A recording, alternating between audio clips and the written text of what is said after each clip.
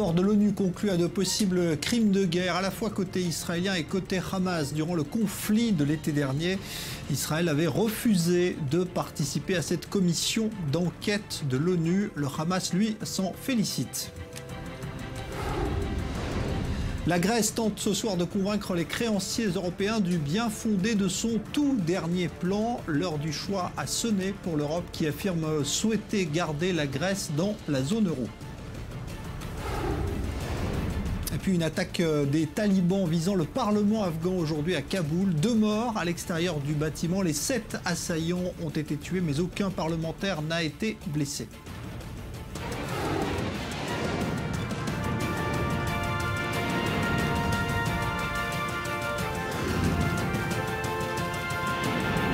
Le Grand Direct, avec Jean-Charles Banou. Bonsoir à tous. De possibles crimes de guerre commis par Israël et le Hamas. C'est la conclusion d'un rapport de l'ONU publié aujourd'hui sur la guerre de l'été dernier à Gaza. Rapport qui met en cause à la fois les frappes jugées disproportionnées de l'armée israélienne et puis celles du Hamas qui ont visé des civils. Mais ce rapport mécontente à la fois israéliens et palestiniens. Maxime Pérez. Israël et les groupes armés palestiniens ont commis de possibles crimes de guerre lors du conflit à Gaza à l'été 2014. C'est le verdict sans surprise du rapport d'enquête des Nations Unies publié ce lundi à Genève. La commission indépendante, mandatée par le Conseil des droits de l'homme de l'ONU, dénonce avec sévérité les actions de l'armée israélienne. Pire, l'impunité qui prévaudrait à tous les niveaux suite à ces opérations qui ont coûté la vie à près de 2200 Palestiniens et occasionné de nombreuses destructions. La chose que nous espérons à l'issue de cette longue et difficile enquête, c'est de voir la justice s'imposer sur le terrain, notamment en appelant le gouvernement israélien à prendre en compte la nécessité de changer de politique concernant l'utilisation d'armes explosives, avec de larges effets collatéraux dans les zones densément peuplées comme Gaza.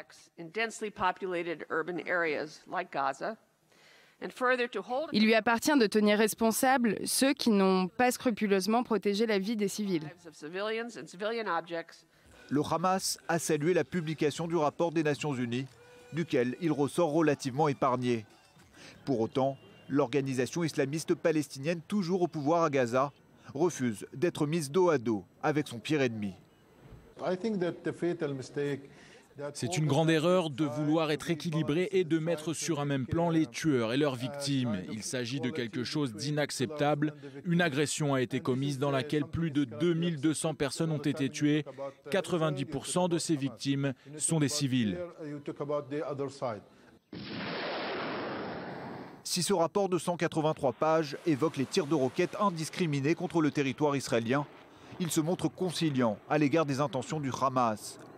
Exemple, les islamistes ont averti qu'ils s'apprêtaient à viser Tel Aviv, permettant aux civils israéliens, selon les termes du rapport, d'avoir le temps de rejoindre un abri. Autre élément trouble, la commission s'abstient de condamner l'utilisation de tunnels d'infiltration par le Hamas. Dans leur énoncé, les enquêteurs affirment ne pas être parvenus à déterminer avec exactitude la cible que visaient ces infrastructures souterraines. Un véritable désaveu pour Israël, alors que ces attaques transfrontalières ont tué une dizaine de militaires en bordure de Gaza. En octobre dernier, le secrétaire de l'ONU Ban Ki-moon s'était même rendu en personne dans l'un des tunnels du Hamas découvert à l'entrée d'un kibboutz israélien. Pour Benjamin Netanyahou, ce rapport est tout simplement biaisé. Israël ne commet pas de crimes de guerre. Israël se défend contre une organisation terroriste qui appelle à sa destruction et qui, elle, commet de nombreux crimes de guerre. N'importe quel État attaché à sa souveraineté aurait agi comme nous l'avons fait, à moins que cette commission attende d'un pays attaqué par des milliers de missiles de rester les bras croisés. Cela n'a pas été le cas et cela ne le sera jamais. Il n'empêche, le rapport pourrait servir à porter le cas d'Israël devant la Cour pénale internationale. C'est à présent le souhait exprimé par de très nombreux responsables palestiniens.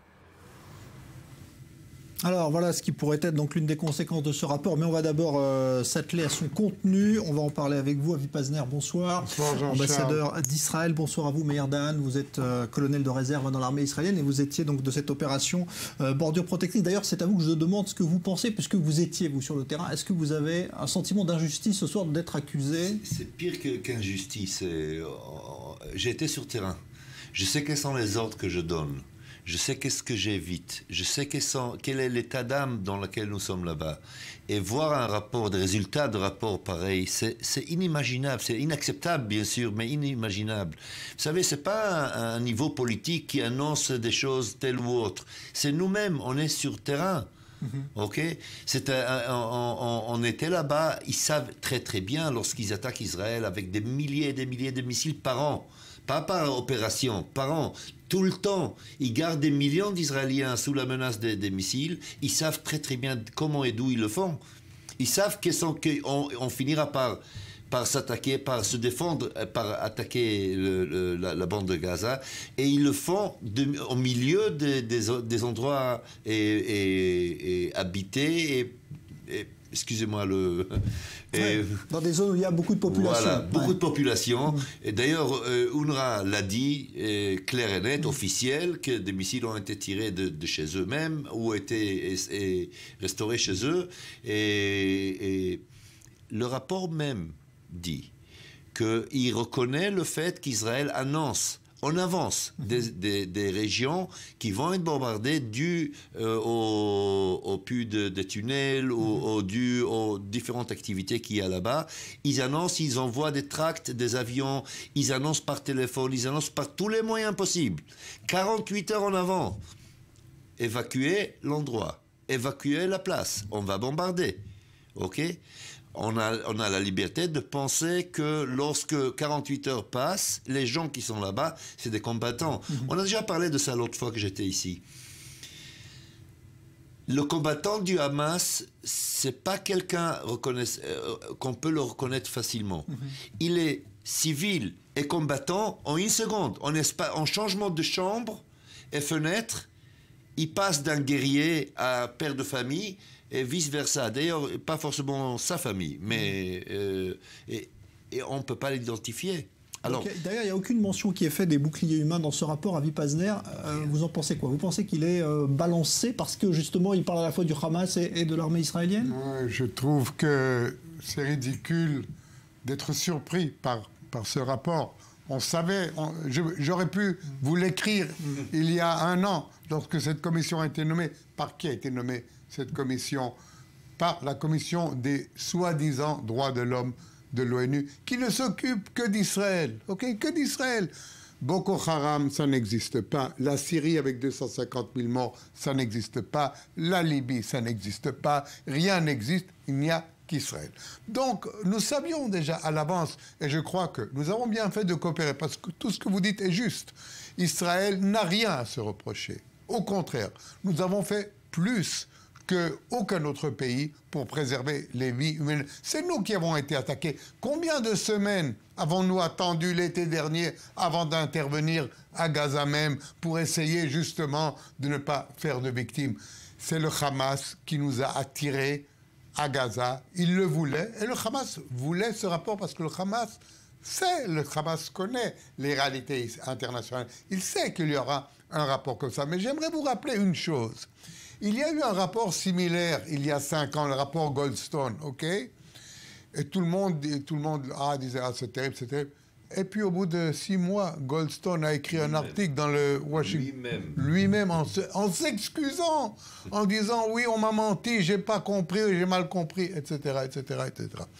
Je ne crois pas qu'on peut attendre la même chose de cette commission, mais sachant qu'au début, on avait mis M. Chabès, un homme qui est connu pour son militantisme anti-israélien depuis 30 ans. Depuis 30 ans, sur chaque scène, il insulte Israël, il insulte ses dirigeants. On l'avait mis à la tête de cette commission. Que pouvait-on en attendre?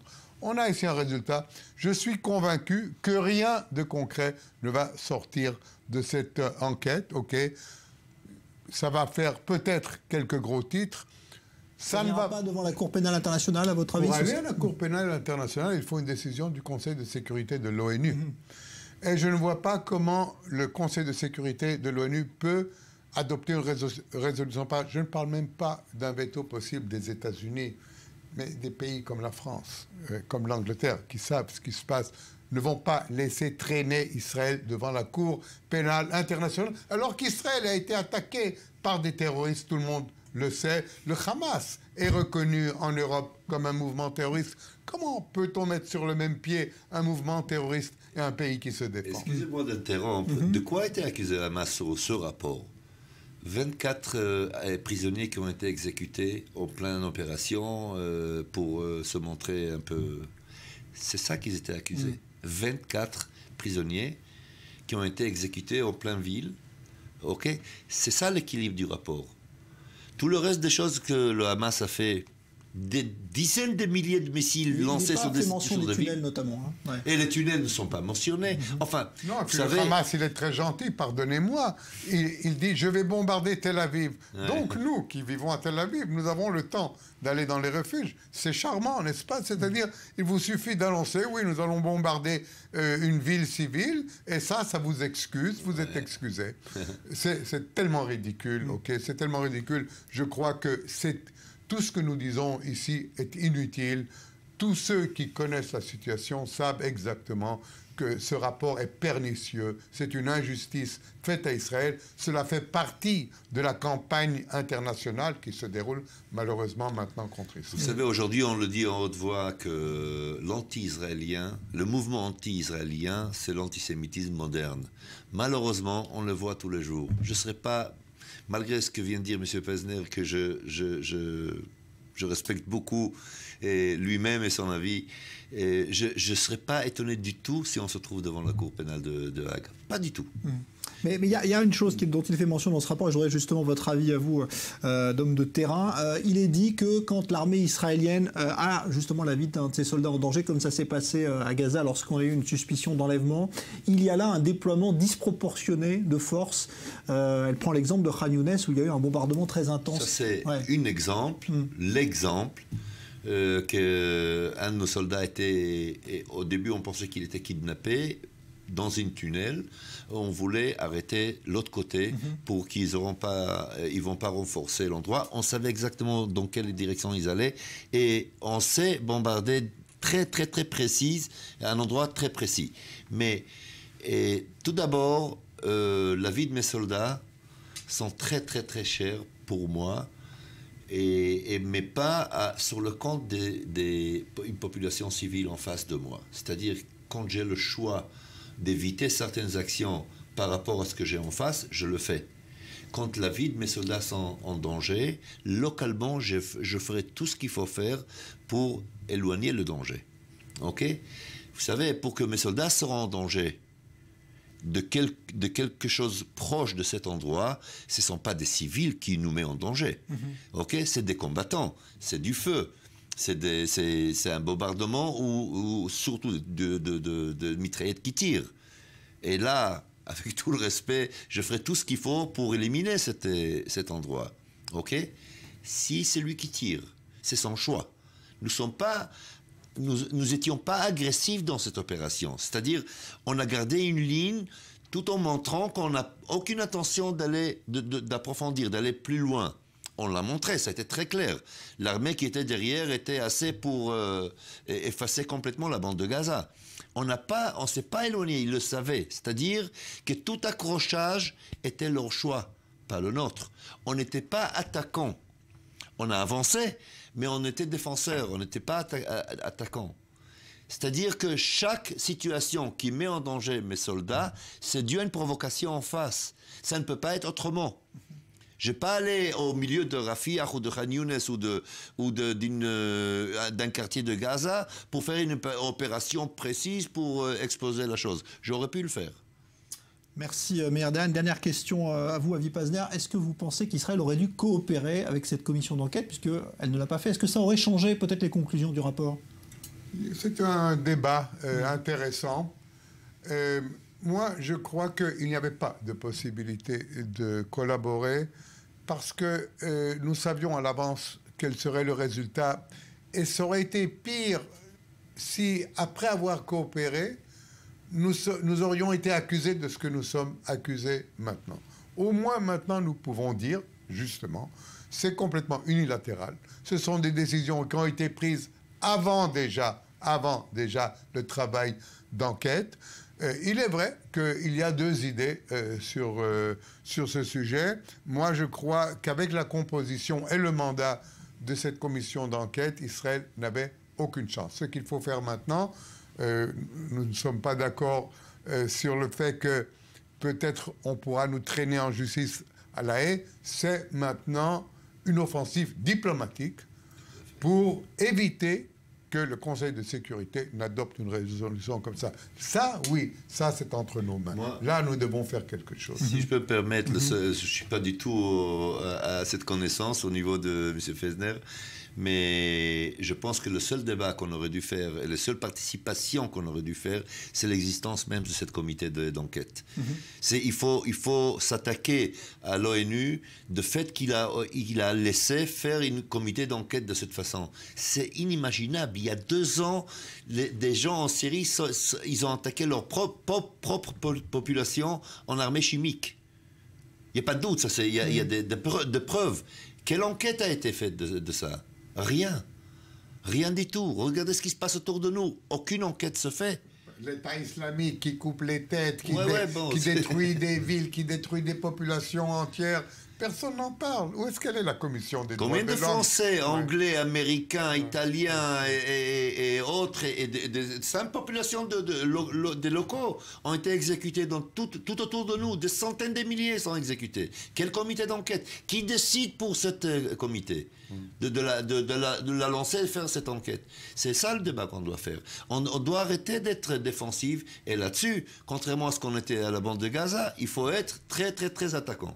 Merci beaucoup, Meirdan. Merci à vous, Avi Pazner. Rencontre à Luxembourg ce soir entre ministres des Affaires étrangères européens et iraniens à propos du nucléaire. Des progrès, petits, mais certains auraient été réalisés d'après plusieurs sources. Et la date limite fixée pour un accord expire dans quelques jours maintenant. Il y a encore quelques différends et on ne sait pas si le délai pourra être tenu. Léa Berdugo. Le dialogue reprend au Luxembourg, mais les positions des différentes parties semblent toujours aussi éloignées. Le chef de la diplomatie iranienne a affirmé qu'il fallait éviter les demandes excessives. Mohammad Javad Zarif a par ailleurs reconnu qu'il existait toujours des différences. Toutefois, les Iraniens essaient de finir le travail, ajoute-t-il. Ce n'est pas assez pour le ministre britannique des Affaires étrangères. Il a invité les Iraniens à faire preuve de plus de souplesse pour parvenir à un accord. Nos partenaires iraniens devront faire preuve de plus de souplesse si nous voulons parvenir à un accord. Mais c'est une négociation. Nous nous attendions à ce que ça dure jusqu'au dernier moment et même au-delà. Je pense que la phase la plus sérieuse des négociations est en cours et que nous ferons des progrès notables dans le courant de la semaine. Le chef de la diplomatie allemande, lui, garde encore l'espoir. Nous sommes au début d'une période décisive. Une période qui, je l'espère, viendra conclure d'ici quelques jours des négociations qui ont gardé la communauté internationale occupée et préoccupée pendant plus de 10 ans.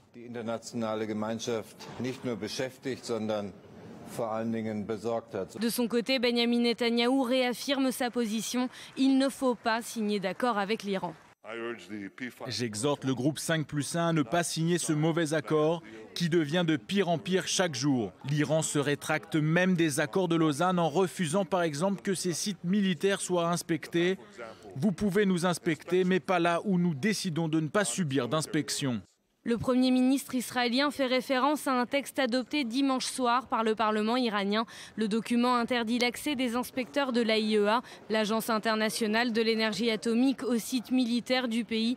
Dans le même temps, les députés iraniens ont décidé de limiter le contrôle du Parlement sur un futur accord au profit d'une instance directement dépendante du guide suprême iranien, Ali Khamenei. La date butoir pour parvenir à un accord est toujours fixée au 30 juin, même si certaines voix au sein du groupe 5+1 parle d'un éventuel report. En Afghanistan, les talibans ont tenté d'attaquer le Parlement aujourd'hui à Kaboul. Une attaque spectaculaire, une fusillade qui a fait 2 morts à l'extérieur du bâtiment, mais aucun blessé à l'intérieur. Tous les assaillants ont été éliminés. Miri Maman. Une explosion au cœur de Kaboul, puis des coups de feu. La cible de l'attaque, le Parlement afghan. Il n'y aurait pas de victimes. Personne n'a été blessé ou tué dans l'explosion du Parlement. Peut-être 1 ou 2 gardes ont été légèrement blessés. Je ne sais pas s'il y a des victimes à l'extérieur du bâtiment, mais je peux assurer à notre peuple qu'aucun membre du Parlement n'a été touché. Une attaque revendiquée par les talibans qui ont affirmé que plusieurs moudjahidines sont entrés dans l'édifice. Des combattants qui ont tous été abattus, affirment pour leur part les autorités afghanes. L'attaque a eu lieu en pleine session parlementaire. Le choix de la date n'est pas anodin. C'est ce lundi que le vote de confiance en faveur du candidat au poste de ministre de la Défense devait avoir lieu. Un vote qui aurait permis de compléter le gouvernement afghan. Les rebelles islamistes ont récemment lancé leur offensive de printemps. D'ordinaire actifs au sud et à l'est du pays, les talibans s'attaquent donc désormais au nord et à la capitale. Des talibans décrits par les autorités comme mieux équipés et mieux entraînés. Ils pensent que ce refuge est bien mieux pour eux que le sud de l'Afghanistan, parce qu'ils peuvent facilement s'infiltrer et se rendre dans d'autres pays. La plupart des combattants que nous avons tués pendant les combats sont tadjiks, ouzbeks, kirghizes et tchétchènes. Cette saison des combats s'annonce comme la plus meurtrière depuis la chute du régime taliban en 2001. Le sommet de la dernière chance pour la Grèce. Les chefs d'État européens sont réunis ce soir à Bruxelles pour examiner la dernière proposition grecque qui aurait, semble-t-il, déjà recueilli les faveurs de plusieurs dirigeants. Il s'agit d'éviter à la Grèce de se retrouver en défaut de paiement et d'être précipitée hors de la zone euro. Les marchés financiers, eux, ont déjà, semble-t-il, misé sur un accord avec de fortes hausses enregistrées dans les bourses de Francfort, Paris et même Athènes ce soir. Ariane Ménage. Deux réunions cruciales s'enchaînent aujourd'hui pour Alexis Tsipras. Il faut trouver dans l'urgence une solution au dossier grec. Cet après-midi, les ministres des Finances de la zone euro se sont réunis à Bruxelles. Ils seront suivis ce soir par les chefs d'État et de gouvernement. Ce week-end, Alexis Tsipras a multiplié les rencontres avec ses créanciers. Il a soumis ses propositions de réformes structurelles au FMI, à la BCE et à la Commission européenne. De nouvelles propositions du gouvernement grec sont arrivées ce matin. Elles sont bienvenues aujourd'hui et semblent être une étape positive dans le processus. Et tout cela en vue de parvenir, si c'est possible, à un accord au plus tard cette semaine. La réunion entre les ministres des Finances s'est donc terminée sur une note positive. Les créanciers de la Grèce doivent d'abord étudier les dernières propositions du gouvernement Tsipras avant de prétendre à la signature d'un accord. François Hollande insistait ce matin sur l'importance de créer un accord durable, quitte à ne pas trouver de solution aujourd'hui. La France et l'Allemagne sont conscientes que la Grèce doit rester dans la zone euro et en même temps que la Grèce doit continuer à faire des propositions pour qu'il puisse y avoir une solution durable. Parce que moi, ce que je ne veux pas, c'est que ce soit un accord partiel ou un accord limité dans le temps. Je suis pour un accord global et pour un accord durable. C'est toujours le sentiment de méfiance qui domine chez les créanciers de la Grèce. Ils attendent des mesures extrêmement concrètes de la part de Tsipras. Le Premier ministre grec, quant à lui, espère obtenir un effacement partiel de la dette et un desserrement de la rigueur budgétaire. Je pense qu'il est temps de parvenir à une solution substantielle et viable qui permette à la Grèce de revenir à la croissance au sein de la zone euro avec de la justice sociale. À Athènes, les banques tremblent. Par crainte, les Athéniens ont retiré en quelques jours des milliards d'euros des distributeurs. La Grèce se trouve maintenant à une dizaine de jours d'échéance financière cruciale. Un défaut de paiement qui entraînerait très certainement la sortie du pays de la zone euro.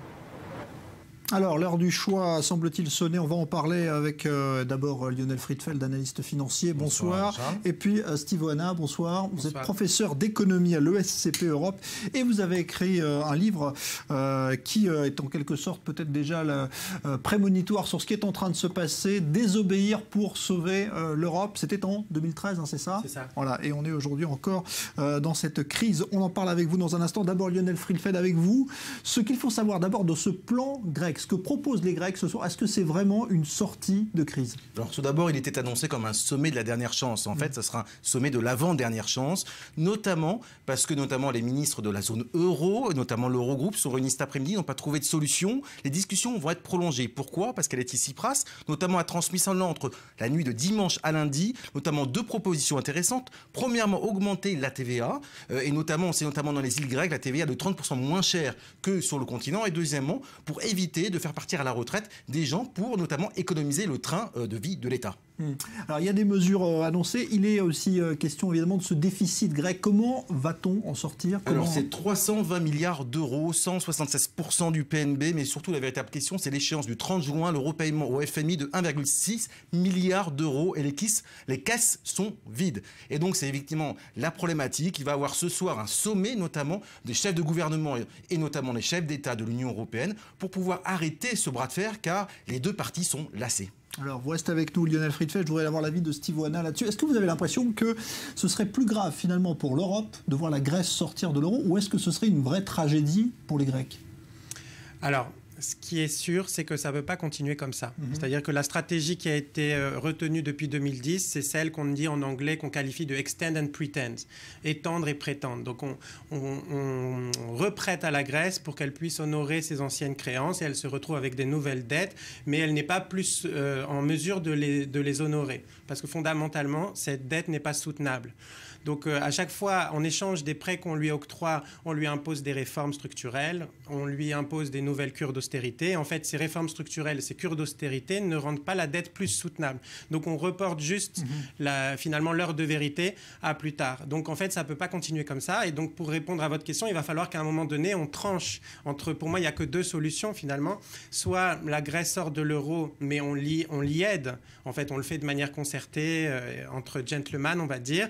Soit finalement elle reste dans l'euro, mais on restructure la zone euro d'une manière qui soit beaucoup plus efficace et solidaire, pas seulement pour la Grèce, mais pour l'ensemble des pays. Ouais, c'est-à-dire Alors, c'est-à-dire un État fédéral. Ouais. Il n'y a pas de monnaie commune sans État commun. Voilà, il faut s'y résoudre, c'est comme ça. Donc, soit on fait ce saut vers le fédéralisme, soit au contraire, il faut reculer en arrière vers 17 monnaies, ou en tout cas pas qu'une monnaie, plusieurs monnaies, dans un esprit coopératif. Alors, je voudrais qu'on regarde cette image en direct qui nous parvient d'Athènes, sur la place Omonia, où se trouve donc le Parlement. Vous voyez qu'il y a encore une foule considérable qui est rassemblée pour soutenir le gouvernement. C'est en ce moment même, c'est pas la première fois qu'il y en a une, Lionel Friedfeld.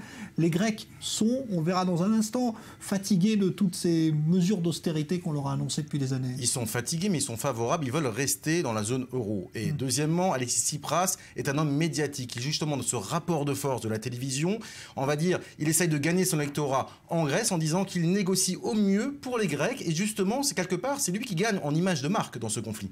Alors vous restez avec nous l'un et l'autre, on va en reparler dans quelques minutes, on va marquer une toute petite pause et revenir pour voir justement ces mesures dont les Grecs ne veulent plus et ce que voudrait leur éviter donc le gouvernement de Tsipras en négociant avec les Européens et quelles solutions. On a déjà un petit peu ébauché cela avec vous, Steve Oana, Lionel Friedfeld, à tout de suite.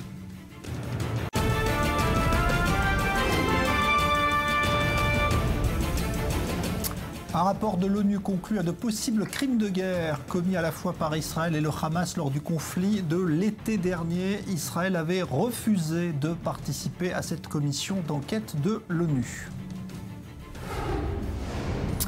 Le gouvernement grec tente de convaincre les Européens du bien fondé de ses toutes dernières propositions pour sortir de la crise qui dure maintenant depuis des mois. Un sommet qualifié de la dernière chance se tient ce soir à Bruxelles.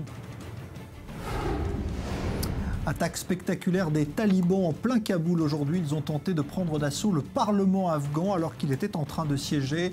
2 personnes ont été tuées, mais tous les assaillants ont pu être éliminés. Aucun parlementaire n'a été blessé.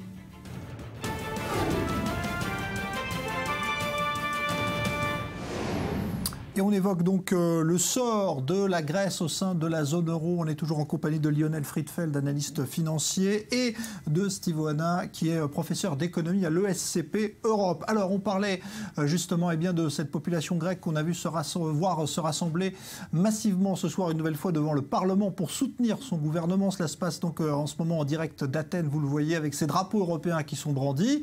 Que disent justement les Grecs de tout ce qui peut se décider ce soir à Bruxelles les concernant, peut-être même une nouvelle cure d'austérité dont ils ne veulent plus? Julia Ganancia.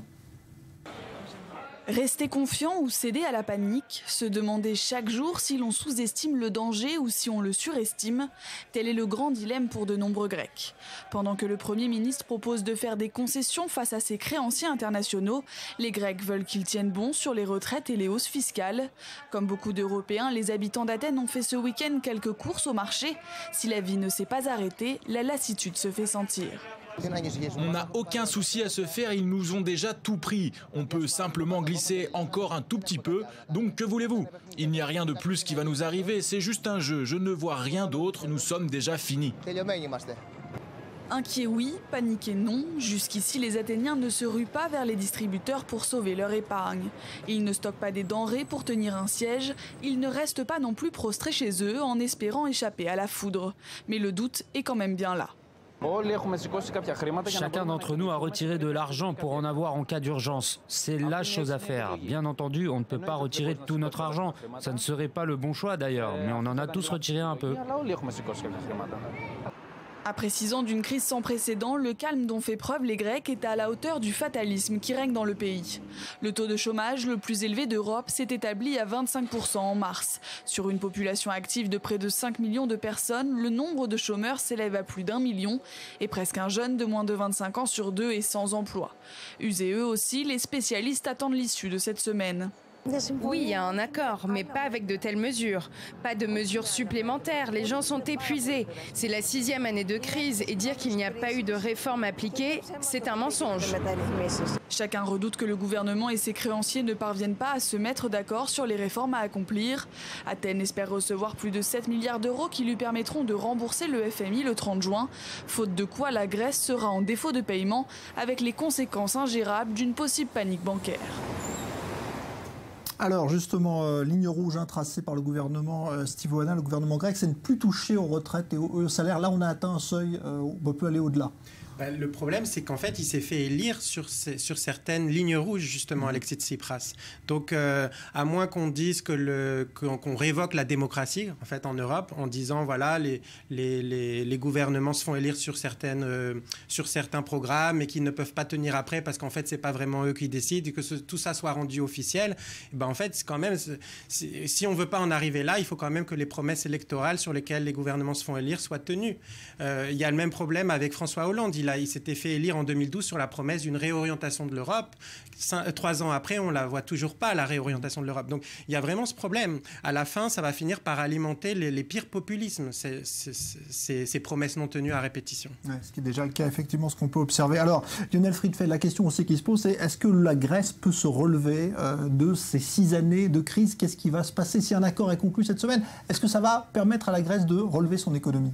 Alors, elle pourra se relever si elle reste dans l'Union européenne. Il faut savoir une chose, c'est un choix stratégique de la Grèce, de l'Union européenne. D'ailleurs, pourquoi l'Union européenne ne lâche pas la Grèce? C'est parce que c'est un peu le talon d'Achille de l'Union européenne. Parce que si aujourd'hui la Grèce sort de l'Union européenne, potentiellement c'est un risque systémique, c'est-à-dire d'explosion de la zone euro. On l'avait bien vu, Lehman Brothers, le régulateur américain, avait laissé tomber Lehman Brothers en disant c'était une petite correction pour les bad boys de Wall Street.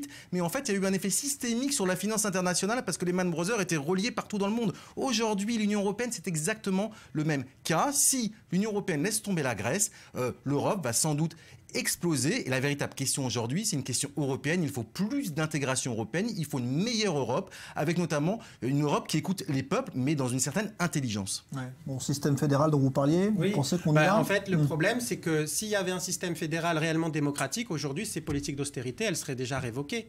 Il y a une majorité d'Européens en ce moment qui n'en peuvent plus.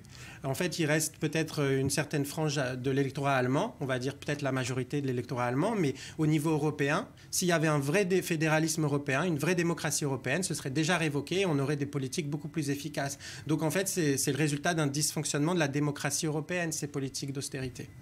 Merci beaucoup Steve Oana. Je remonte d'ailleurs à l'écran le livre que vous aviez écrit en 2013, Désobéir pour sauver l'Europe, et qui donc évoque déjà ce qui est en train de se passer. Merci à vous Lionel Friedfeld. Et puis un mot d'économie encore pour évoquer que le conseil d'administration de Bouygues Telecom va se prononcer demain sur l'offre de reprise émanant de son concurrent SFR Numéricable.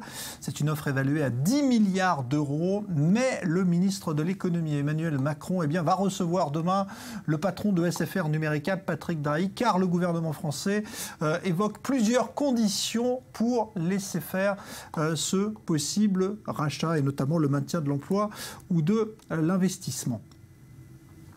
Un nouveau revers judiciaire en Indonésie pour la défense du condamné à mort français Serge Atlaoui. Son avocat avait saisi le juge administratif, mais la Cour suprême d'Indonésie a estimé que ce juge n'était pas compétent pour statuer. La peine de mort reste donc une menace bien réelle pour Atlaoui. Myri Maman. Serge Atlaoui, condamné à mort pour trafic de drogue, contestait le refus du président indonésien de lui accorder une grâce. Un recours rejeté lundi par la justice indonésienne. Tout d'abord, le tribunal rejette la demande d'appel du demandeur. Deuxièmement, le tribunal maintient la décision prononcée le 9 avril 2015 au tribunal de Jakarta. Selon le parquet de Jakarta, il s'agissait de la dernière voie de recours à disposition du Français. Les avocats de Serge Atlaoui ont néanmoins annoncé qu'ils cherchaient d'autres moyens de sauver leurs clients. Nous allons faire de notre mieux pour trouver une autre option légale. Même si le président de la Cour a bien dit qu'il n'y aurait pas d'autre voie légale. Le 29 avril dernier, 8 autres condamnés à mort pour trafic de drogue ont été exécutés. Parmi eux, 2 Australiens, un Brésilien, 4 Africains et un Indonésien. Serge Atlaoui devait initialement figurer sur cette liste des exécutés, mais son nom avait été retiré au dernier moment. Un retrait sur fond de pression diplomatique française. Ce nouveau sursis n'aura pas suffi. Serge Atlaoui risque toujours la peine capitale. Pour l'instant, aucune date n'a encore été fixée pour son exécution. Selon le porte-parole du parquet indonésien, l'exécution n'aurait pas lieu pendant le mois sacré du Ramadan, c'est-à-dire jusqu'à la mi-juillet. Cela laisse un peu de temps aux avocats de Serge Atlaoui de trouver une solution ou aux autorités françaises de faire pression sur le gouvernement indonésien. Serge Atlaoui, soudeur de profession, a toujours clamé son innocence. Il affirme qu'il n'a fait qu'installer des machines industrielles dans ce qu'il croyait être une usine d'acrylique. Une usine qui abritait en réalité un laboratoire clandestin d'ecstasy. L'Europe a lancé aujourd'hui une nouvelle phase de son plan de prévention de l'arrivée de migrants clandestins. C'est un aspect plus militaire puisqu'il s'agit de lutter contre les réseaux de passeurs qui opèrent parfois depuis le territoire libyen. Joseph Emmanuel. L'opération est lancée. Une mission navale pour lutter contre le trafic de migrants en Méditerranée. Une décision commune des ministres des Affaires étrangères de l'Union européenne. Une décision annoncée par la haute représentante européenne dès l'ouverture de la réunion mensuelle qui prend place au Luxembourg. Cette première phase de l'opération commencera à être mise en œuvre dans les jours à venir, à savoir une collecte d'informations et des patrouilles en haute mer pour aider à la détection de réseaux de passeurs. Et les passeurs sont la véritable cible des hauts dirigeants européens. L'opération navale de patrouille est présentée comme la seule possibilité de sauver la vie de ces milliers d'hommes et de femmes fuyant la misère de pays à la dérive. Je vous le dis clairement, les cibles ne sont pas les migrants, mais ceux qui gagnent de l'argent sur leur vie et trop souvent sur leur mort. Les premiers déploiements de navires sont attendus dans une semaine. Le quartier général de l'opération sera à Rome. Une opération qui n'est pas la première de ce genre. Elle est censée, in fine, détruire les embarcations utilisées par les trafiquants, notamment celles des côtes libyennes. Mais un problème subsiste. En l'absence d'une résolution de l'ONU, une résolution autorisant l'usage de la force dans les eaux territoriales libyennes, l'opération mise en place restera très limitée. Les Européens se concentrent donc pour en finir avec un problème aux conséquences inconnues. Pendant ce temps, les migrants continuent d'affluer. Ils sont près de 900 à avoir été secourus ce lundi par un navire de la marine anglaise, tout près des côtes italiennes. Le parquet de Berlin a finalement décidé de remettre en liberté tout à l'heure le journaliste d'Al Jazeera arrêté vendredi dernier à l'aéroport de Berlin sur demande de la justice égyptienne. L'Égypte souhaitait son extradition, mais le Qatar s'y était vigoureusement opposé. On vous montre également ces images d'une manifestation qui a lieu en ce moment même dans le centre de Tel Aviv. Manifestation de la communauté juive éthiopienne qui se sent discriminée en Israël et qui l'avait déjà fait savoir avec des incidents violents qui avaient éclaté il y a quelques semaines.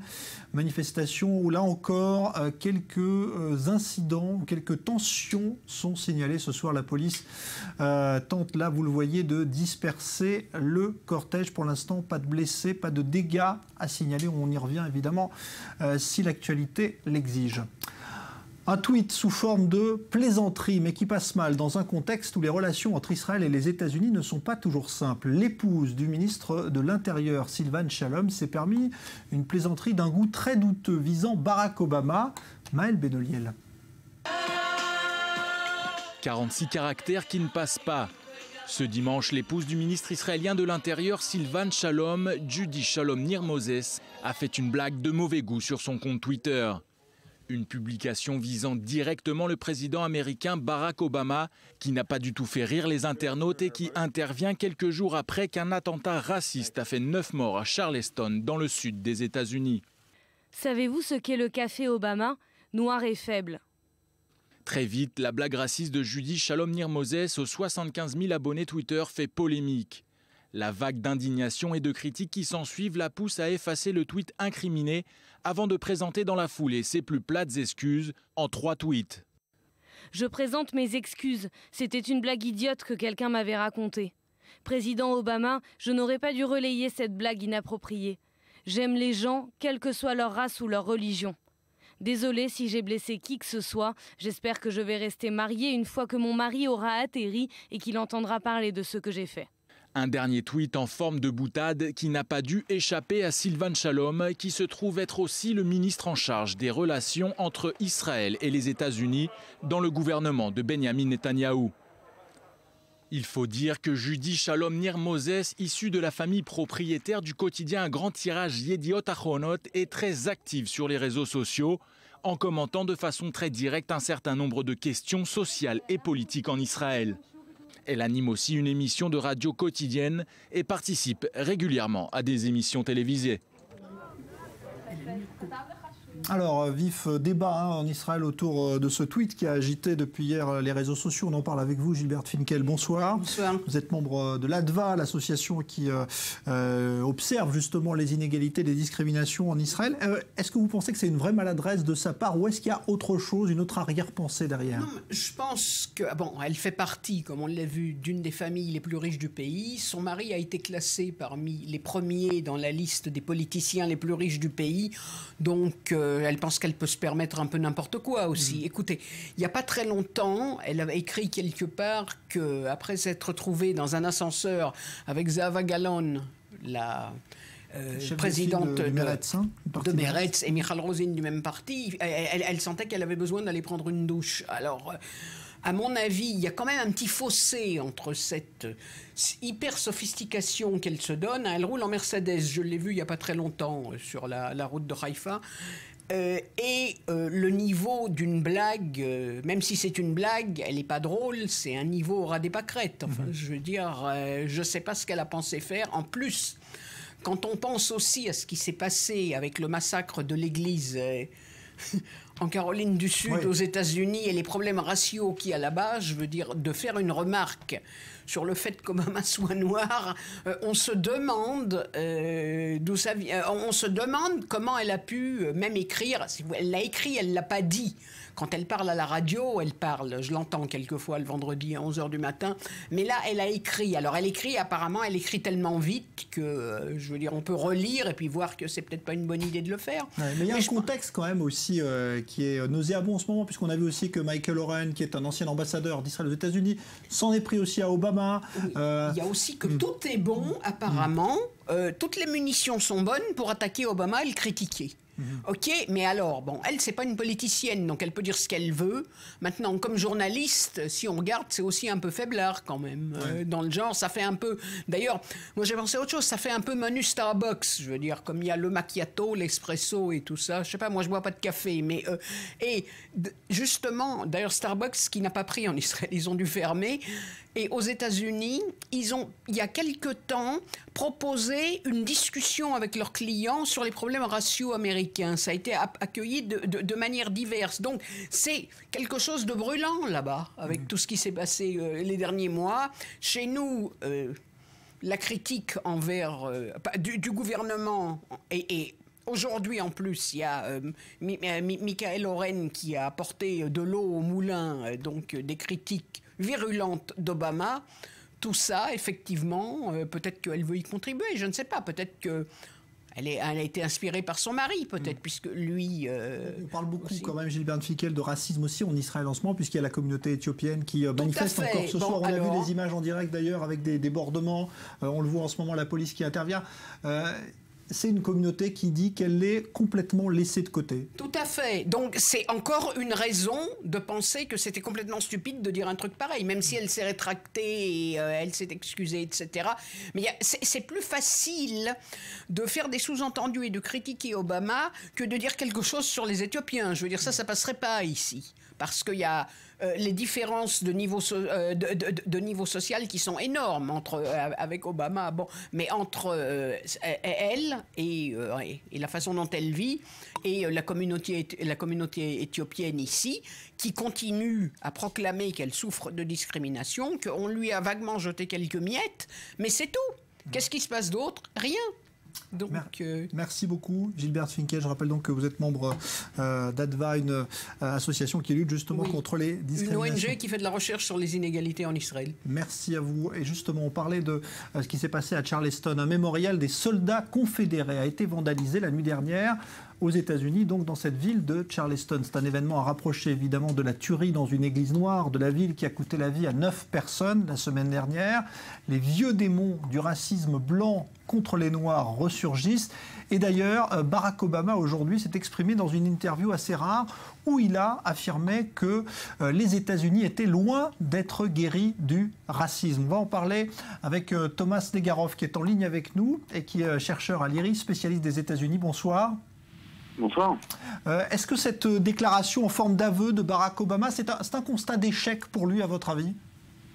Non, mais alors surtout, c'est intéressant parce que ce qui est important dans l'interview, c'est la suite. Parce qu'après, il dit, il n'est pas uniquement le chose la plus grave, c'est que le racisme continue et il ne suffit pas de ne plus dire nigger pour ne plus être raciste. Et l'emploi du mot nigger aux États-Unis aujourd'hui est un véritable tabou. Ça lance un scandale aux États-Unis. J'étais encore sur les médias américains tout à l'heure. C'est hallucinant et c'est la preuve qu'il se passe quelque chose, que Barack Obama a décidé. Tu sais, le mot nigger, par exemple, à New York City, dans la ville de New York, c'est interdit de l'employer. Il y a une décision de justice depuis 2007. C'est un mot qui est interdit. Et lui est en train de dire, on a pris des décisions, etc., mais il faut regarder la vérité en face, il y a encore du racisme. Et l'emploi de ce mot nigger, qu'on dit pudiquement aux États-Unis, the N-word, le mot N, avec la lettre N, eh bien l'emploi de ce mot vraiment dit qu'il y a quelque chose qui est en train de se passer. Et il n'y a qu'un noir qui pourra employer le mot nigger, si vous voulez, aux États-Unis, sans être taxé de racisme. Et je crois qu'aujourd'hui, Barack Obama est enfin devenu un président noir. Justement, qu'est-ce qu'on peut tirer comme enseignement aussi? Parce que, est-ce que les Américains se voilent la face concernant l'existence de ces mouvements suprémacistes blancs? Est-ce que pour vous, c'est une réalité inquiétante ou est-ce que ce sont quelques illuminés qui, de temps en temps, comme l'a fait ce tueur, vont se signaler? C'est un peu, sans vouloir faire de parallèle, c'est un peu ce qu'on dit souvent avec le terrorisme islamique. On dit voilà, c'est des loups isolés, mais en même temps, il y a des vrais mouvements qui existent. Il n'y a pas que le Ku Klux Klan, et c'est 8000 membres. Il y a des centaines de groupuscules qu'on connaît. Alors effectivement, le tueur, là, Ruth, et lui est plutôt un loup isolé apparemment. Mais il y a beaucoup de mouvements. Et pour répondre à votre question plus précisément, les Américains, bien sûr, et c'est un peu ce qu'a voulu dire Barack Obama, se sont voilés la face en disant il n'y a plus de problème. En réalité, il y a encore des problèmes dans le sud des États-Unis. Moi, je me souviens d'une émission de télé française où un noir devait se balader aux États-Unis et quand il allait sonner chez les gens pour qu'on le prenne en stop, les gens étaient apeurés de voir un noir demander ça. Donc, il faut s'imaginer ce que c'est que la réalité de la société américaine, notamment dans le Sud. Moi, j'ai passé pas mal de temps pour écrire un livre sur les Clinton dans le Sud des États-Unis, mais c'est encore une réalité extrêmement tangible qu'on sent en permanence. Les Noirs et les Blancs vivent côte à côte, jamais ensemble réellement, et il y a effectivement des drapeaux confédérés, c'est hallucinant par rapport à ce que ça veut dire. Un drapeau confédéré, c'est le bon temps, non pas des colonies comme on dit parfois en France, c'est le bon temps de la ségrégation. Et c'est une réalité, mais longtemps les Américains ont fait comme si, parce que les Américains ont rapport à leur histoire un peu mythifiée, fantasmée, là il y a un retour du réel extrêmement violent comme souvent aux États-Unis, et évidemment, pour répondre à votre question, évidemment c'est une réalité. Aujourd'hui, c'est un pays qui est traumatisé par ce qui vient de se passer à Charleston. Est-ce que ce que dit par exemple Barack Obama, vous le disiez tout à l'heure, peut servir d'électrochoc? Est-ce que vous avez l'impression qu'il y a une prise de conscience qui peut s'opérer chez les Américains? Oui, enfin en tout cas, c'est ce qu'on peut espérer. Après, une prise de conscience, effectivement, tout part d'abord d'une prise de conscience. Mais vous savez, le racisme, les préjugés raciaux sont assez profonds. Et moi, j'avais été très inquiet quand j'ai entendu Barack Obama, après la tuerie, ne parler que du port d'armes, ce qui est un peu quand même voir le problème par un tout petit bout de la lorgnette. Et là, maintenant, il semble enfin prendre la dimension de la chose. Il lui reste peu de temps à la Maison-Blanche, donc c'est plus trop grave pour lui d'apparaître comme le président, comme il sera accusé par les Blancs, certainement par des Blancs républicains très conservateurs, de président des Noirs. Maintenant, il n'a plus d'élections à jouer. En même temps, quelles sont ses marges de manœuvre? C'est compliqué, parce que là, il s'agit de 100 ans d'histoire des États-Unis. Mais il y a une prise de conscience, c'est vrai. On a vu beaucoup de monde à Charleston, beaucoup de Blancs dans les rues de Charleston. Je pense que quelque chose est en train de se passer, évidemment. C'est quand même un crime racial qui est le pire qu'a connu peut-être les États-Unis depuis au moins la période de ségrégation. Donc forcément, il y a une prise de conscience, mais comme souvent après les événements, ça retombe un peu, etc. Là, il faudra voir, il y a une nation qui est meurtrie, qui est blessée, et il faut commencer par des gestes symboliques, par exemple, faire descendre ces drapeaux confédérés, non pas parce qu'ils veulent dire historiquement, mais parce qu'ils veulent dire symboliquement, à savoir la ségrégation qu'on appelle encore de ses voeux dans certains coins d'Amérique et des États-Unis du Sud en particulier. Merci Thomas Snegarov. Je rappelle donc que vous êtes chercheur à l'IRIS, un spécialiste des États-Unis pour donc cette affaire de Charleston qui continue de susciter beaucoup de remous et d'émotions. On va maintenant s'intéresser aux réseaux sociaux. On évoquait tout à l'heure un tweet qui a fait du bruit en Israël. Là, Rudy Saada, bonsoir. Bonsoir. Spécialiste des réseaux sociaux. C'est pas un tweet, mais c'est un retour sur Twitter qui fait parler. Eh oui, Jack is back. Jack is back, c'est une formule utilisée par Dominique Strauss-Kahn qui a fait donc une arrivée très remarquée sur Twitter hier soir à 19h. Alors le compte a été créé le 15 juin dernier, mais il a fallu attendre donc hier soir pour avoir ce premier tweet qui a été un véritable événement, effet immédiat. On est ce soir à 35 000 abonnés pour ce compte. Quant au tweet, il a été retweeté 4000 fois, provoquant un véritable événement médiatique. Alors le choix de cette formule, justement, Jack is back, est-ce que ça révèle quelque chose sur les ambitions de DSK? C'est là tout le mystère et toute l'intelligence de DSK sur cette séquence. C'est que c'est un débat qui a agité le net toute la journée. Alors chacun a son explication. Je vous ai sélectionné 3 explications qui me paraissent les plus probables. Alors Jack pourrait faire référence à la série 24 heures chrono. Cette série, elle s'était arrêtée et finalement elle va reprendre pour une nouvelle saison. Alors de là à avoir un parallèle avec la carrière de DSK qui s'était arrêtée en 2011 qui pourrait reprendre, il n'y a qu'un pas. Autre explication cinématographique cette fois, celle qui nous renvoie au film Titanic, parce que Jack dans Titanic, eh bien c'est le héros donc qui est victime d'un naufrage, et c'est aussi l'histoire de DSK qui après son naufrage pourrait faire un comeback, donc après cette idée du naufrage. Alors dernière explication moins souriante pour DSK, c'est la chanson de Ray Charles, Hit the Road Jack, et dans cette chanson Ray Charles, les paroles disent: prends la route Jack et ne t'avise pas de revenir, jamais, jamais, jamais.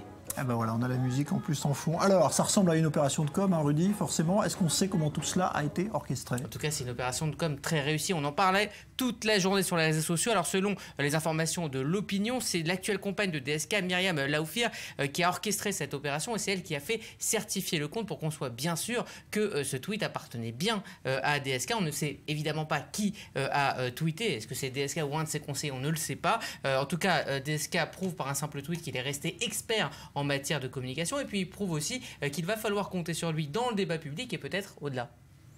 Merci Rudy Saada. On va vous montrer de nouvelles images de ce qui se passe ce soir à Tel Aviv. Une manifestation de membres de la communauté éthiopienne, des Israéliens donc d'origine éthiopienne, qui réclament la fin des discriminations dont ils s'estiment victimes, et quelques débordements. Une nouvelle fois, on se rappelle que la précédente manifestation d'envergure de cette communauté avait été émaillée de sérieux incidents. Là, ce soir également, la police donc qui intervient. Pour l'instant, pas de victimes à signaler, mais on surveille tout cela évidemment.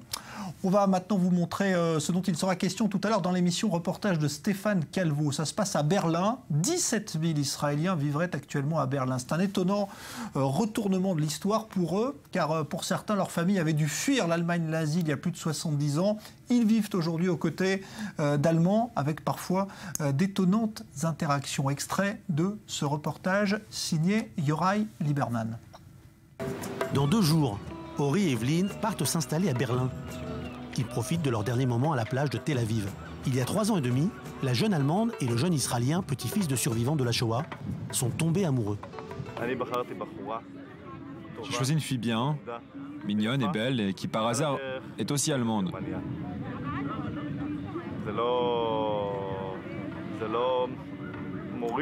Ça n'enlève ni ne rajoute rien, ça fait partie de mes interrogations, de déménager ou pas à Berlin. Est-ce que tu serais capable de vivre là-bas? Et la réponse est oui et non. À la seconde où nous sommes éloignés de la côte et nous avons vu Israël derrière nous, j'ai eu un petit pincement au cœur, tout mignon. Berlin, l'un des centres culturels de l'Europe. Une ville qui attire des gens du monde entier. Parmi cette population cosmopolite, on estime à près de 17 000 les Israéliens qui y vivent. Doron et Amir ont déménagé dans la capitale allemande il y a quelques années. Ils ont ouvert ensemble une librairie, Topics, un concept provocateur à l'image de la culture hipster de la ville. Il n'y a pas un endroit plus pertinent dans le monde pour vendre Mein Kampf. Regardez, vous lisez sur les nazis, encore les nazis, et vous n'avez pas le droit de lire l'original. Quoi, ça vous fait peur? Lisez l'original. Ça fait partie de l'histoire allemande. Nous sommes juifs, donc ça fait partie de notre histoire à nous aussi. Les nazis vont venir chez des juifs pour acheter Mein Kampf. C'est ça qui est drôle dans l'histoire. Les juifs viennent pour te vendre Mein Kampf. Et toi, tu l'achètes. Ce sont les juifs qui vendent Mein Kampf. Nous retrouvons Ori et Evelyn, aujourd'hui installés dans la capitale allemande. Ils profitent de Berlin et de ses plaisirs, même si le passé dans cette ville chargée d'histoire n'est jamais très long. Voilà, c'est à voir dans son intégralité dans Reportage juste après le Grand Direct. On va se retrouver dans une douzaine de minutes pour parler de la Chine en Israël, la Chine qui s'intéresse de très près à Israël. Dans un instant, nouveau point sur l'actualité, notamment sur cette manifestation d'Israéliens d'origine éthiopienne qui semble dégénérer en ce moment à Tel Aviv. Ce sera avec Elsa Mimoun.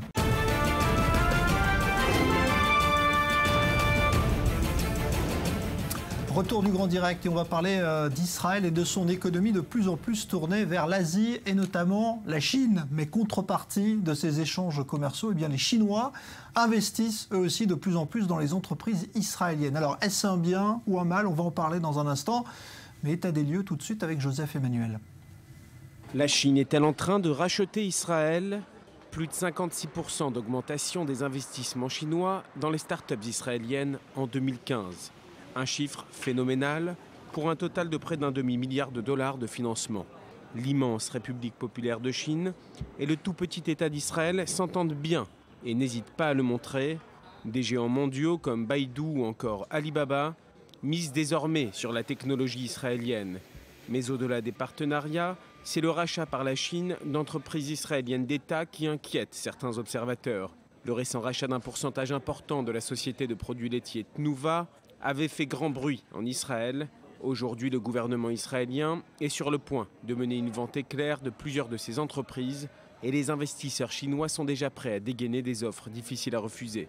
En février dernier, le cabinet du Premier ministre a approuvé la proposition de vendre l'entreprise électrique d'Israël, les chemins de fer d'Israël, les industries aérospatiales d'Israël ou encore la Poste d'Israël. Des ventes qui font croire à certains que les Israéliens sont devenus naïfs en matière économique, mais il n'en est rien. Une compagnie vendue n'appartiendra à l'acheteur qu'à 49% maximum, mais il est clair que celui qui achète une grande part de ces entreprises aura son mot à dire dans sa gestion.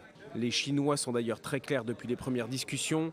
Ils exigent d'être impliqués dans le processus de décision ainsi que dans la mise en place des politiques de gestion des entreprises. Les conditions pour faire des affaires entre les deux États sont donc nombreuses, mais les choses se font. Une histoire d'amour entre la Chine et Israël qui pousse les grands patrons chinois à faire part de leur estime comme de leur respect pour l'histoire juive, ancienne comme moderne. À l'heure où l'antisémitisme explose en Europe comme ailleurs dans le monde, les Chinois affichent une sympathie vigoureuse pour les Juifs et pour Israël, peut-être un nouvel allié de poids pour l'État hébreu dans les affaires d'un monde en constant changement. Alors, faut-il fixer des limites à cet amour qui est soudain de la Chine pour Israël? On va en parler avec deux spécialistes justement de l'Asie et de la Chine. Plus précisément, bonsoir Dan Katarivas. Vous êtes le directeur des relations internationales du patronat israélien. Vous avez travaillé en Chine également, vous connaissez bien le sujet. Daniel Habert, bonsoir. Vous êtes professeur d'université et vous enseignez à la fois en Israël et à Shanghai, en Chine. Pour vous, c'est quelque chose dont il faut se méfier ou pas, de cet amour aujourd'hui très, très fort que les Chinois manifestent envers Israël?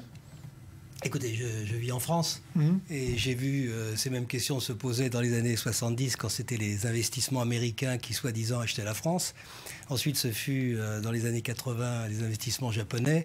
Et maintenant, c'est le tour des Chinois avant d'être le tour des autres. La France est toujours la France et Israël sera toujours Israël. C'est une façon de présenter les choses. Moi, je pense que c'est un bien de voir un grand pays s'intéresser à l'économie israélienne, s'investir ici, s'intégrer au pays. Ils ne vont pas partir avec les entreprises. On ne va pas prendre Tnuva sous le bras pour l'emporter en Chine. Donc, pour moi, c'est quelque chose qui est très classique. En tant que professeur, c'est même ce que je promeus le plus possible. Échangeons, les étrangers investissent en Chine énormément. Il y aura toujours un déséquilibre quand même, s'agissant d'un géant comme la Chine avec un pays qui est plus petit. Maintenant, par exemple, l'année dernière, les Chinois ont reçu 100 milliards de dollars, ils ont investi 100 milliards à l'extérieur. Donc voilà, c'est équilibré du point de vue chinois. Ouais. Alors du point de vue israélien, c'est vrai qu'on achète moins d'entreprises chinoises encore, mais elles sont toutes jeunes, attendons. Ouais. Delket Arribas, vous êtes comment vous écoutez, Israël est un pays ouvert, Israël est un pays qui prône la mondialisation depuis des années. Donc maintenant, effectivement, c'est au tour des Chinois. On a eu des investissements étrangers qui sont venus des États-Unis. Les Européens ont été un peu plus, je dirais, timides, mais depuis quelques années, les Européens comprennent également qu'Israël est une plaque tournante de technologie, d'innovation. Et maintenant, les Chinois s'intéressent également à ce que peut offrir l'environnement d'innovation israélien. Donc je pense qu'il n'y a aucune raison de ne pas... je dirais, les accueillir à bras ouverts, dans la mesure où, effectivement, ils respectent les règles du jeu, que ce soit dans le domaine je dirais, le respect de ce qu'on appelle la propriété intellectuelle, qu'ils se comportent d'une façon, je dirais, selon les règles du jeu israélienne. C'est pas toujours le cas dans d'autres pays où ils sont implantés. Hein. Alors, effectivement, il y a une manière à la chinoise, probablement, de faire des affaires. Il y a une manière à l'israélienne, comme il y a une manière à l'européenne. Bon, il faut trouver le juste milieu. Les Chinois viennent avec leur conception des affaires, nous venons avec la nôtre, et puis on verra comment les choses vont développer. Mais je pense qu'il ne faut pas avoir peur des Chinois. On ne parle pas d'un péril jaune. Ça ne fait pas partie du langage israélien. D'ailleurs, on ne peut pas traduire ça en hébreu. Mais c'est vrai que c'est un phénomène nouveau qui, finalement, pourquoi pas. Ouais. Il y a des règles, des limites à fixer quand même ? Écoutez, les règles, elles sont mondiales. La Chine se comporte comme bon citoyen du monde. Alors évidemment, c'est un État qui se veut de droit, il ne l'est pas encore, il est encore tout jeune aussi. Attendons un peu, c'est pas si catastrophique, mais je voudrais quand même dire une chose. C'est quand même une bonne nouvelle. Parce que quand Mao est arrivé au pouvoir, on a eu 30 ans de détestation d'Israël. Mes collègues chinois avec qui j'enseigne, les gens avec qui je travaille, parce que je suis aussi consultant chinois, quand ils étaient jeunes, ils défilaient dans les rues avec des pancartes à bas le sionisme, à bas l'impérialisme. Tout d'un coup, ils viennent ici, ils nous aiment, ils veulent nous acheter. Tnuva, pourquoi ils ont acheté Tnuva ? Il y a un scandale du lait en Chine. Le lait fait par les Chinois, le lait en poudre fait en chinois, a causé des morts. Donc ils viennent ici. Quelle meilleure publicité pour la qualité israélienne que cet achat.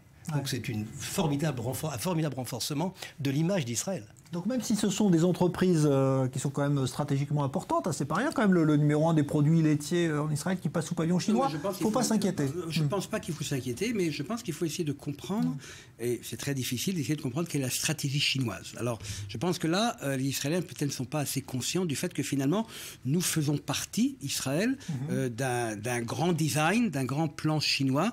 On en parle beaucoup maintenant, de ce qu'on appelle One Road, One Belt, c'est-à-dire de recréer la route de la soie, et terrestre et maritime. Et si on regarde la carte au niveau géographique, Israël fait partie de ce grand design chinois. Donc, c'est tout à fait normal que les compagnies chinoises qui veulent faire partie de ce grand plan national chinois qui va reconstituer donc, cette route de la soie en ajoutant le côté maritime, prennent Israël en considération. Donc c'est pas par hasard que les Chinois se trouvent justement en essayant de construire le nouveau port à côté de Ashdod, ou justement de rentrer en compétition pour l'opérateur du port de Haïfa, ou effectivement de se lancer dans ce grand projet peut-être de train entre Eilat et la Méditerranée, parce que ça fait partie non pas que Israël en tant que tel, et c'est un pays intéressant certainement, mais ça fait partie, à mon avis, d'une stratégie beaucoup plus large du gouvernement chinois. Donc on fait partie de cette stratégie, on fait partie de ce grand plan,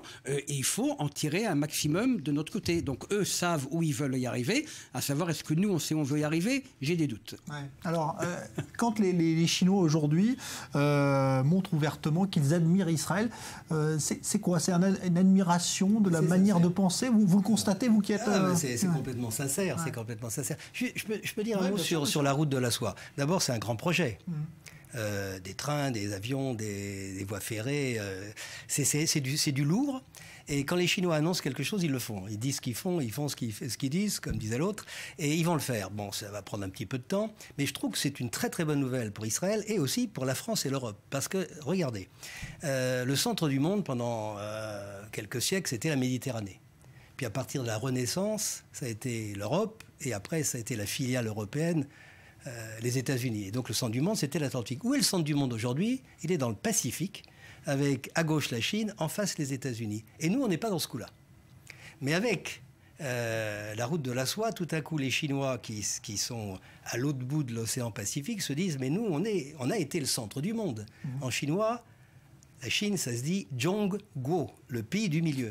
Donc, ils seront au milieu du monde, eux, ça sera la Chine au milieu, d'un côté l'océan Pacifique et les États-Unis, et avec cette route de la soie, au bout de la route, c'est quoi? C'est Israël, c'est le bord oriental de la Méditerranée. Quand je demande à mes amis chinois d'affaires, en leur disant Israël, est-ce que c'est l'Asie? Ils disent tous oui, c'est l'Asie. Donc c'est une carte à jouer formidable pour Israël. Et des ports israéliens vont s'embarquer toutes les marchandises chinoises, parce que c'est le rêve des Chinois, vers l'Europe. Eh bien, tant mieux, parce que pour nous qui sommes loin du Pacifique, sauf la France qui a des possessions en plein milieu du Pacifique, qu'elle n'utilise pas d'ailleurs assez. Elle les utilisera peut-être plus tard. Donc c'est une bonne nouvelle. Voilà, c'est ça que je voulais dire, c'est une bonne nouvelle. Ça, écoutez, on est un monde qu'on appelle globalisé, il devient tout petit, et avec ces routes de la soie, ça va renouveler, ça va redonner un boost.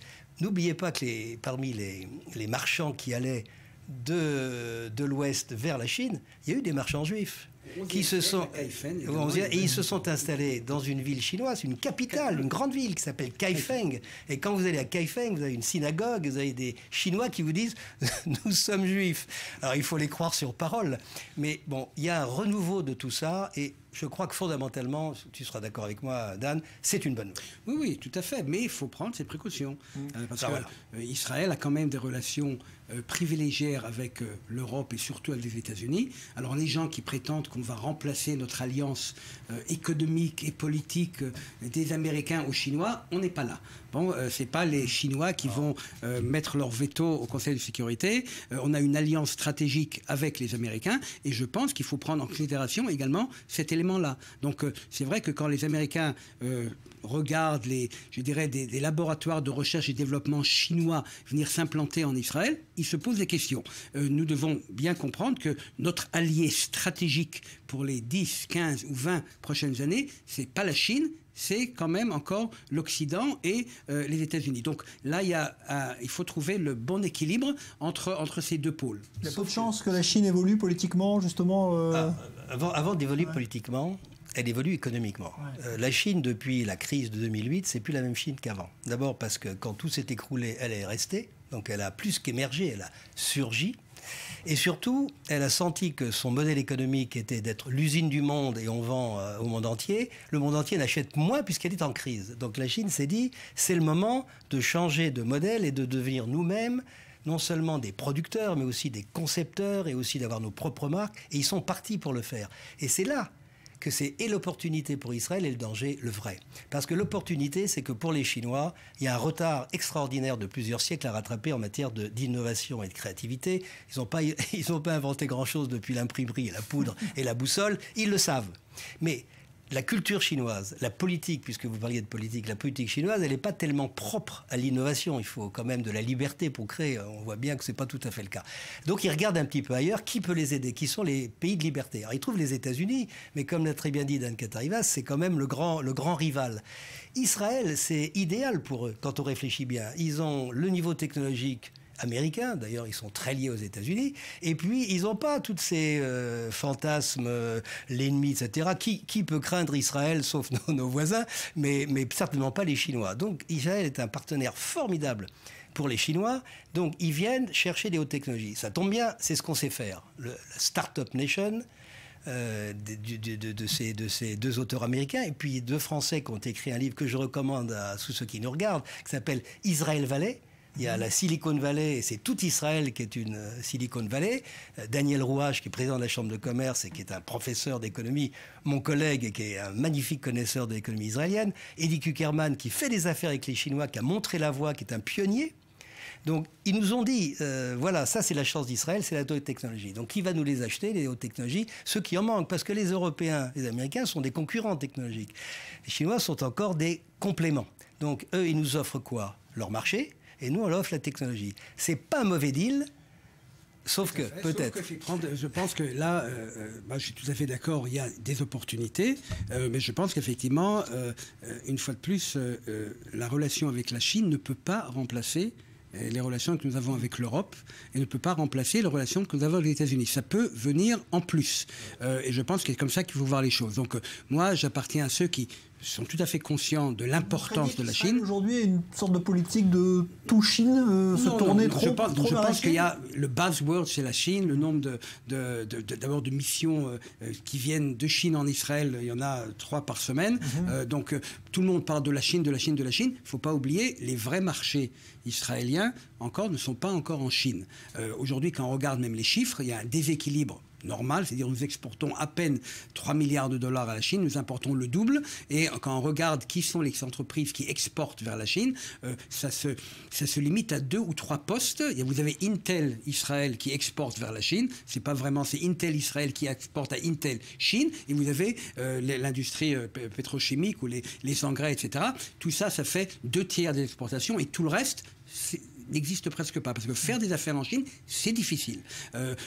On parle peut-être de réussite, on ne parle pas du nombre de faillites et du nombre d'échecs qu'il y a. Donc les Chinois ne sont pas faciles, et il faut beaucoup de patience, chose que les Israéliens n'ont pas d'habitude. Il faut que tout se passe très vite. Il y a un choc culturel. Il y a un choc culturel, mais je pense qu'effectivement, on ne peut pas ignorer la Chine. Le secteur industriel, le secteur privé israélien doit certainement faire face à ce phénomène et doit en profiter au maximum. Et doit fixer, je pense, des objectifs, comment effectivement, peut-être pas nécessairement vendre en Chine, parce que les Chinois ne vont pas laisser beaucoup de gens, je dirais, s'enrichir à leur compte, mais travailler peut-être avec des compagnies chinoises sur le marché global. Donc là, peut-être, ça peut être un autre modèle, où justement, je dirais, parce que il faut trouver le meilleur moyen. Pour l'instant, malheureusement, je pense qu'Israël et d'ailleurs beaucoup d'autres pays n'ont pas encore réussi à percer ou à trouver le mode d'emploi pour comment s'enrichir en Chine. C'est encore assez compliqué. Alors, on va essayer. J'espère qu'on va y arriver. Bon, en tout cas, il y a un vrai débat là qui s'engage et puis un phénomène nouveau qui pose question. En tout cas, c'est bien d'être venu y répondre. Merci Daniel Habert, merci à vous Dan Katarivas. La Chine donc qui s'éveille à Israël. En tout cas, c'est un phénomène assez récent. Dans un instant, nouveau point sur l'actualité, ce sera avec Elsa Mimoun. Bonne soirée, à demain.